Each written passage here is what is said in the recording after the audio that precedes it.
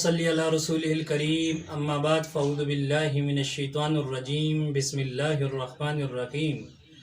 سلسلہ سوال و جواب کے ساتھ میں ہوں عادل امتیاز۔ ایک سوال پوچھا گیا ہے کہ زکوٰۃ دیتے وقت کیا کہنا چاہیے۔ دیکھیں جی، مستحق آدمی کو زکوٰۃ دیتے وقت کچھ کہنا ضروری نہیں، بلکہ دل میں زکوٰۃ کی نیت کرنا ضروری ہوتی ہے۔ ایسے الفاظ کے ذریعے زکوٰۃ دی جائے کہ جن سے اس شخص کو احساس محرومی یا احساس کمتری کا احساس نہ ہو۔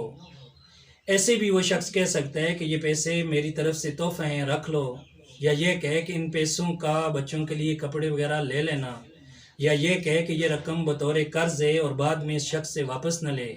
زکوٰۃ ادا کر کے احسان جتلانا یہ انتہائی نامناسب بات ہے۔ ایک اور سوال زکوٰۃ کے بارے میں پوچھا گیا ہے کہ زکوٰۃ کی رقم سے قرض ادا کیا جا سکتا ہے یا نہیں۔ تو زکوٰۃ کی رقم مستحق آدمی کے سپرد کی جائے اور کہا جائے کہ اس سے قرض ادا کر دو۔ اب اس کی مرضی، اس سے اگر قرض ادا کر دے تو اس کا قرض بھی ادا ہو جائے گا اور آپ کی طرف سے زکوٰۃ بھی ادا ہو جائے گی، یا اس سے رقم لے کر قرض ادا کر دیں، اس طرح بھی قرض بھی ادا ہو جائے گا اور اس کی آپ کی طرف سے زکوٰۃ بھی ادا ہو جائے گی۔